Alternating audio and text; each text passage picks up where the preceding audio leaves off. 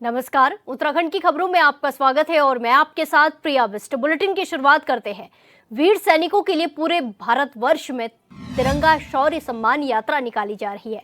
श्रीनगर में भी क्षेत्र विधायक और कैबिनेट मंत्री डॉक्टर धन सिंह रावत की अगुवाई में आज पूर्व सैनिकों और स्कूली छात्र छात्राओं ने तिरंगा यात्रा निकाली, जिसमें सैकड़ों शहरवासी भी सम्मिलित हुए। शौर्य तिरंगा सम्मान यात्रा में भारत माता की जय और पाकिस्तान मुर्दाबाद के नारे भी लगाए गए। पूरे भारतवर्ष में ऑपरेशन सिंदूर के बाद जो सेना के अदम्य साहस के परिचय के कारण जो भारत का आज मान सम्मान बढ़ा है और पाकिस्तान आज नस्तानुवाद हो गया है, उसके पूरे देश में जो हम तिरंगा यात्रा कर रहे हैं उसमें आज श्रीनगर में भी सैकड़ों लोगों ने यहाँ पे तिरंगा यात्रा में भाग लिया है। मैं सभी लोगों को अपनी ओर से ढेर सारी बधाई दे रहा हूँ कि उन्होंने इस शौर्य तिरंगा यात्रा में बढ़ चढ़। सैनिक कल्याण मंत्री गणेश जोशी ने देहरादून के गजलवाड़ी क्षेत्र में करीब 92 लाख की लागत से बनने वाले सामुदायिक भवन के निर्माण कार्य का शिलान्यास किया।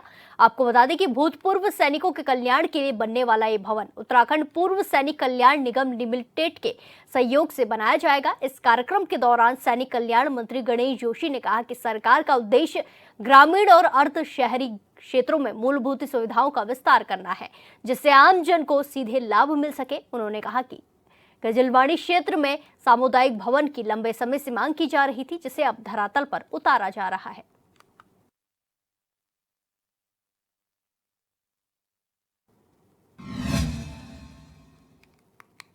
अल्मोड़ा पहुंची कांग्रेस के वरिष्ठ नेता हरीश रावत ने देश की सुरक्षा को लेकर गंभीर चिंता जताई। उन्होंने कहा कि इस मसले पर सभी राजनीतिक दलों और संगठनों को एकजुट होना चाहिए। उन्होंने कहा कि भारत के सामने पाकिस्तान, बांग्लादेश और चीन पहले से ही चुनौती खड़े करते आए हैं और अब अफगानिस्तान भी इसमें शामिल हो सकता है। यहां तक कि नेपाल भी इस चुनौती में कूद सकता है, जिससे भारत के लिए नई सुरक्षा चुनौतियां उत्पन्न हो सकती है। साथ ही उन्होंने पुलवामा और पहलगाम में हुए आतंकी हमले को इंटेलिजेंस फेलियर करार दिया और कहा कि इससे सीख लेकर देश को अपनी सुरक्षा प्रणाली को और ज्यादा मजबूत बनाना चाहिए।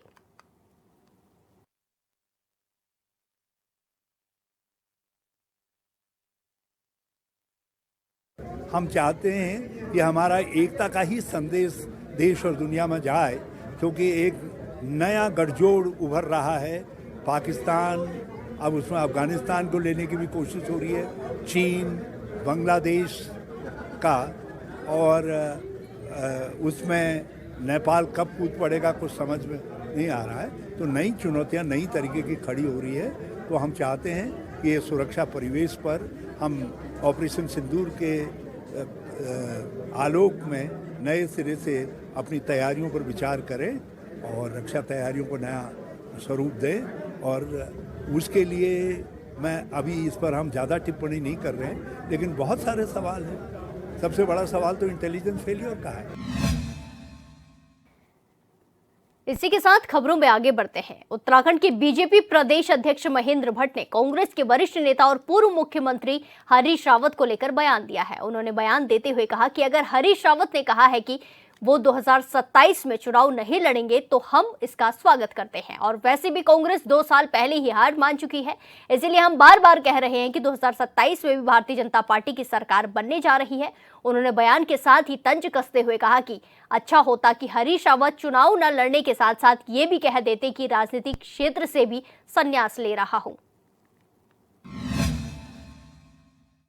अगर हरीश रावत जी ने कहा कि 2027 में वो चुनाव नहीं लड़ेंगे तो हम इसका स्वागत करते हैं। वैसे भी हरीश रावत जी को कांग्रेस अब कोई गंभीरता से लेती नहीं है और भाजपा ने तो कभी उन्हें गंभीरता से लिया ही नहीं है। मैं जानता हूं कि हरीश रावत जी की ने आज 2 साल पहले ही कांग्रेस की हार को स्वीकृति दे दी है और ये हम बार बार कह रहे हैं कि 27 में भारतीय जनता पार्टी तीसरी बार रिपीट होकर आएगी। अच्छा होता हरीश रावत जी जहां चुनाव लड़ने की घोषणा करते, साथ ही ये कह देते कि मैं अब राजनीतिक क्षेत्र से संन्यास ले रहा हूं। आज अनेकों खिलाड़ी अपने खेल क्षेत्र से राजनीतिक खेल के रूप में उन्होंने लिया है और मैं चाहता हूं हरीश रावत जी कांग्रेस से ही नहीं, राजनीति से भी उनको संन्यास लेना। राजपुर विधायक खजान दास की ओर से अफसरशाही हावी होने और अधिकारियों के ना सुनने को लेकर खुद अधिकारियों पर नाराजगी व्यक्त की गई, जिसको बीजेपी के प्रवक्ता नवीन ठाकुर ने कहा कि वो स्थानीय विधायक हैं और अपने क्षेत्र के विकास के लिए उनको लग रहा है कोई अधिकारी हिला हवाई कर रहा है तो उनका अधिकार है कि वो अधिकारियों के पेच कर सके और ये बीजेपी की सरकार है, इसमें अधिकारियों को काम करना पड़ेगा और सभी विधायक अपने क्षेत्र के विकास के लिए संकल्पबद्ध हैं।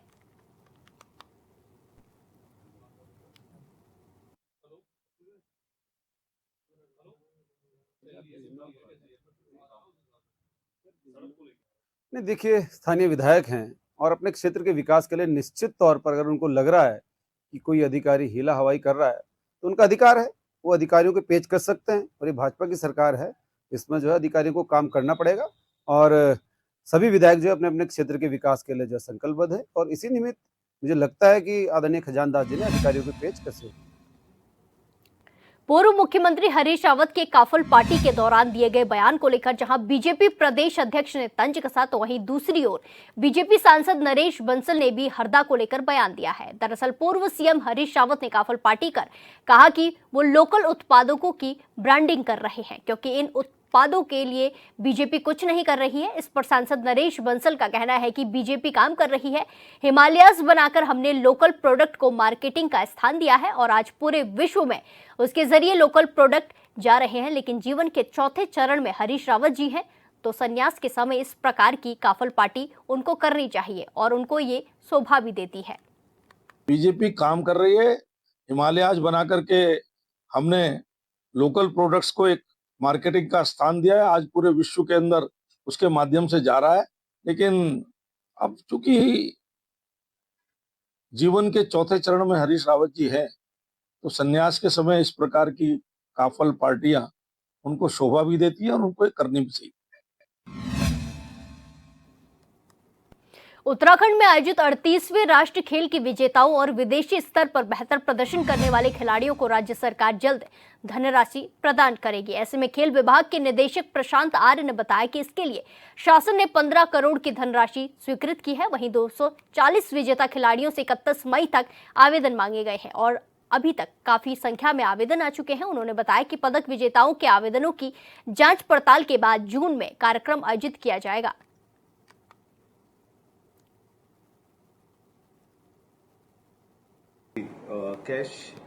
कैश अवार्ड के लिए हमारे जो खिलाड़ी थे राष्ट्रीय खेल और अन्य जो भी वर्ल्ड चैंपियनशिप और नेशनल चैंपियनशिप है या अन्य उसके समकक्ष जो इवेंट्स थी उसमें जो हमारे पदक विजेता हैं उनके लिए शासन से पैसा रिलीज हुआ है और हमने 31 तारीख तक आवेदन का समय सभी खिलाड़ियों को दिया था क्योंकि आवेदन करना होता है, उस आवेदन में उनको अपनी उपलब्धि देनी होती है, एसोसिएशन के रिकमेंडेशन भी उसमें होती है, साथ ही जो कोचेस जिनके अंडर में उन्होंने ट्रेनिंग ली थी और वो इस मुकाम तक पहुंचे जहां वो मेडल ले पाए तो कोचेस के बारे में भी उनको अपना डेटा देना होता है। तो 31 तक का ये हमारा प्रोसेस है जो अभी चल रहा है।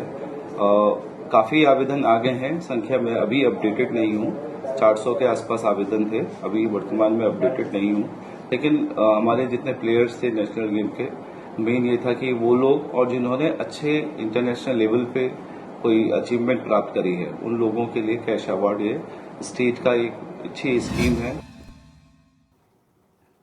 लक्सर क्षेत्र स्थित जेके टायर फैक्ट्री के मुख्य गेट पर उस समय सनसनी फैल गई जब एक बाइक सवार युवक धारदार हथियार लहराते हुए फैक्ट्री गेट पर पहुंच गया और सुरक्षा कर्मी पर हमला करने की कोशिश करने लगा। ये पूरी घटना फैक्ट्री में लगे सीसीटीवी कैमरे में कैद हो गई है। बताया गया कि आरोपी युवक ने फैक्ट्री गेट पर पहुंचते ही वहां तैनात सुरक्षा कर्मी की ओर इशारा करते हुए गाली गलौज शुरू कर दी। उसके बाद हथियार से हमला करने की कोशिश की।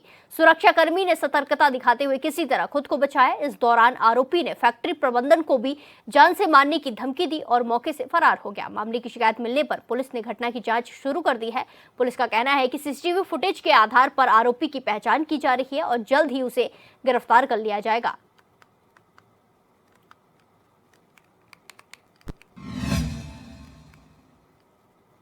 इसी के साथ खबरों में आगे बढ़ते हैं। हेमकुंड साहिब के कपाट 25 मई को श्रद्धालुओं के दर्शन को लिए खोले जा रहे हैं। इसको लेकर गुरुद्वारा प्रबंधन की ओर से पूरी तैयारी कर ली गई है। गुरुद्वारे को फूलों से सजाया गया है। साथ ही जिला प्रशासन ने भी हेमकुंड साहिब की तैयारी को लेकर व्यवस्थाएं पूरी कर ली है। वहीं कल पंच प्यारों की अगुवाई में गोविंद घाट से श्रद्धालुओं का पहला जत्था रवाना होगा।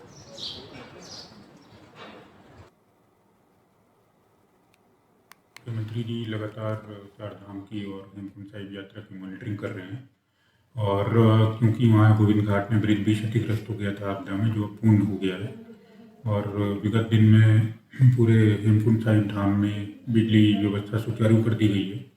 उसके अतिरिक्त जो वहाँ 858 घोड़े खच्चर रजिस्टर हुए हैं जिनका एक्विन इन्फ्लुएंजा के लिए स्क्रीनिंग की जा चुकी है और राष्ट्र भर में वाटर एटीएम्स और घोड़ों की चरही का काम पूरा हो चुका है। और इसके अतिरिक्त कुछ माइनर काम वहाँ पेंडिंग है, जैसे स्ट्रीट लाइट के रिपेयर और ये रास्ते के माइनर रिपेयर वर्क पेंडिंग है, जिनको कपाट खोलने से पहले पूर्ण कर दिया गया है।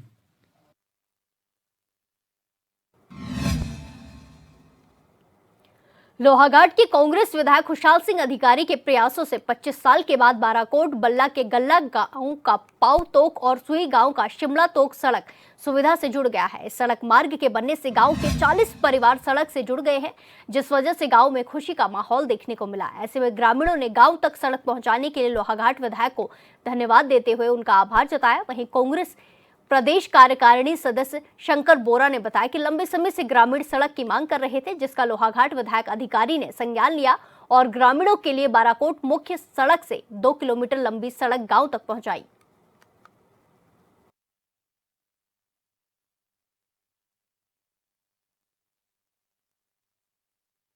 खुशहाल सिंह अधिकारी जी का धन्यवाद करता हूं, जो हमने सपने में भी नहीं सोचा था कि यहाँ रोड आएगी। बड़ी बड़ी सरकारें आई, बड़े बड़े विधायक आए, लेकिन हमारा सपना साकार विधायक जी के इनके उससे हुआ। हम आगे भी इनको मतलब पूरा सपोर्ट करेंगे। ब्रेक के बाद एक बार फिर से आपका स्वागत है। रुक करेंगे खबरों का। गर्मी बढ़ने के साथ ही साथ लोग डायरिया और वायरल बुखार का शिकार होने लगे हैं, जिसका असर रुड़की के सिविल अस्पताल में देखने को मिल रहा है।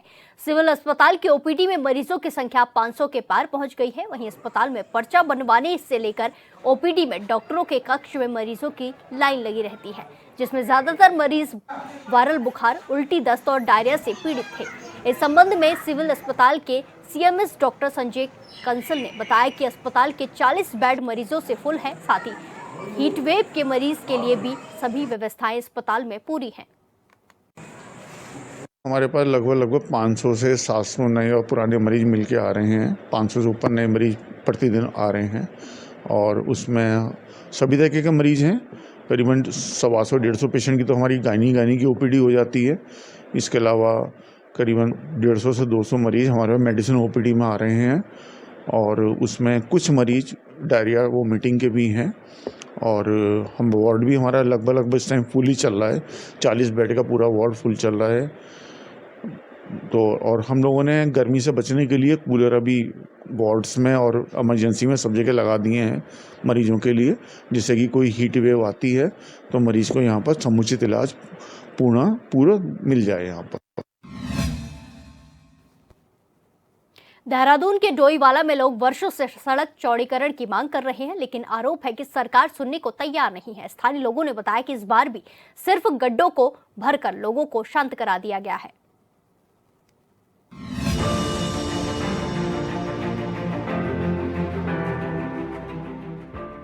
डोईवाला से देहरादून वाया दुदली बाईपास मार्ग पर सड़क चौड़ीकरण की मांग लंबे समय से की जा रही है, लेकिन प्रशासन इस ओर कोई ध्यान नहीं दे रहा है। पूर्व में जब सड़क चौड़ीकरण हुआ था तो मात्र 6 किलोमीटर सड़क का चौड़ीकरण किन्हीं कारणों से रुक गया था, जिसे अब पूरा करने की मांग की जा रही है। देखिए, हम लोग तो आवाज़ उठा सकते हैं, सरकार तक अपनी बात पहुंचाने की हमने कोशिश की है, सड़कों पर उतरे हैं, सड़क जाम करी है। मुख्यमंत्री जब विधानसभा का सत्र चल रहा था, हम लोग सब गांव वाले इकट्ठे होकर विधानसभा सत्र में जाना चाहते, अपनी बात रखना चाहते थे। प्रशासन ने नहीं दिया और जाने दिया हमें और आश्वासन दिया था पूरे गांव वालों को कि हम लोग इस प्रशासन इसको गंभीरता से लेगा और शीघ्र इस रोड का काम शुरू होगा। लेकिन अब अफसोस की इस बात है कि हर साल की तरह इस बार भी मरहम पट्टी जो है ना, हल्के कहीं पे छोटी छोटी रिपेयर इन्होंने कर दी है गांव वालों को संतुष्ट करने के लिए। अब क्या कर सकता है आदमी, हम लोग विपक्ष में हैं, विपक्ष में हम लोग आवाज़ उठा सकते हैं, सरकार से मांग कर सकते हैं। ये काम तो पक्ष के जो हमारे विधायक हैं क्षेत्र के, ये उनकी जिम्मेवारी बनती है। और क्या कारण है कि सरकार से उनकी नहीं बन पा रही या मुख्यमंत्री तक वो अपनी बात नहीं कह पा रहे। और डोईवाला विधानसभा में खाली दूधली रोड का मामला नहीं है, कई सारे ऐसे इश्यूज हैं। सड़क चौड़ीकरण नहीं होने से आए दिन हादसे भी होते रहते हैं, जिसमें कई लोगों की मौतें भी हुई हैं। कई बार स्थानीय ग्रामीणों ने धरना प्रदर्शन और आंदोलन किया, लेकिन दुर्भाग्य है कि इस रोड का चौड़ीकरण अभी तक नहीं हो पाया। वहीं अब जब इस सड़क पर पैचवर्क किया गया तो कांग्रेस नेता गौरव चौधरी ने कहा कि सरकार विकास के बड़े बड़े दावे तो करती है, पर धरातल पर स्थिति कुछ अलग ही है। आप रानी पोखरी में लॉ यूनिवर्सिटी की स्थिति देख लीजिए, बालावाला डिग्री कॉलेज की स्थिति देख लीजिए, कोस्ट गार्ड का ट्रेनिंग सेंटर की स्थिति देख लीजिए। ये सब भाई सरकार ने जब जिस चीज़ का भूमि पूजन तक कर दिया, जब वही काम धरातल पे नहीं उतर पा रहे और ये सड़क आधी बनी है आधी अधूरी छोड़ दी है, और एक नया झुंझुना इन्होंने एलिवेटेड रोड का अभी मैं भी कल परसों अखबार में पढ़ रहा था। तो सरकार और हमारे जो क्षेत्र के जो जनप्रतिनिधि विधायक हैं उनमें आपस में जब तालमेल ही नहीं है तो यहाँ पे विकास कैसे होगा, और उसका सबसे बड़ा खामियाजा डोईवाला की जनता भुगत रही है। लगातार जिस तरह लोगों ने हर तरीके से अपनी बात कहने की कोशिश करी, अब मजबूर है। अब क्या जब कोई सुनवाई नहीं हो रही तो हमारे तो सुनेंगे क्या करें। अब हालत यह है कि अब क्या कानून व्यवस्था अपने हाथ में ले लें। अब यही स्थिति बनती जा रही है और पूरे डोईवाला विधानसभा की तो बहुत बुरी स्थिति हो गई है, जबकि विधानसभा यहाँ से मात्र 15 किलोमीटर दूर है। हालत और बात ये सरकार बड़े बड़े विकास के दावे करती है, लेकिन अगर आप यहाँ पे डोईवाला विधानसभा चारों तरफ घूमोगे तो आपको पता चलेगा कि विकास की स्थिति क्या है। कांग्रेस का आरोप है कि दुर्भाग्य यह है कि दो पूर्व मुख्यमंत्रियों की घोषणा के बावजूद धुंधली की इस सड़क का चौड़ीकरण अब तक नहीं हो पाया है। वहीं डोईवाला विधायक ब्रजभूषण गैरोला ने कहा कि जल्द ही धुंधली की सड़क का चौड़ीकरण किया जाएगा। देखिए उनका कांग्रेस मुखर हुई होगी, अलग विषय है। कांग्रेस का कांग्रेस का अलग विषय है और विपक्ष कुछ भी कह सकता है। आप सब लोग जानते हैं कि एक प्रक्रिया के तहत मैंने प्रथम चरण की उसकी स्वीकृति कराई थी। 98 लाख रुपया उसका जो हमारा बिजली का शिफ्टिंग का था, पोल शिफ्टिंग का था, वो पूरा हुआ है और अब हमारा ये चौड़ीकरण का भी बहुत जल्दी हो जाएगा। इसके लिए शासन में बहुत जल्दी इसकी स्वीकृति हो जाएगी और इसके लिए बहुत जल्दी हम लोग काम कर रहे हैं। हमारे तुम तो लगे हैं, आप लोग सब देख रहे हैं कि हम लोग सड़कों का जाल बिछा रहे हैं। दूरस्थ क्षेत्र बाहर का हो, यहाँ का हो, हर जगह हम क्लस्टर बना करके योजनाओं को धरातल पर उतार रहे हैं और हमारे यशस्वी मुख्यमंत्री जी के नेतृत्व में हम प्रदेश का विकास का हम अच्छा कार्य कर रहे हैं। राज्य में बीजेपी की ट्रिपल इंजन वाली सरकार है, फिर भी देहरादून में ही सड़क चौड़ीकरण की मांग वर्षों से लंबित है और विधायक कह रहे हैं कि जल्द ही सड़क चौड़ीकरण का काम किया जाएगा। ऐसे में अंदाजा लगाना मुश्किल नहीं है कि दूर दराज के लोगों की मांगों पर कितना काम होता होगा। डोईवाला से संजय राठौर की रिपोर्ट।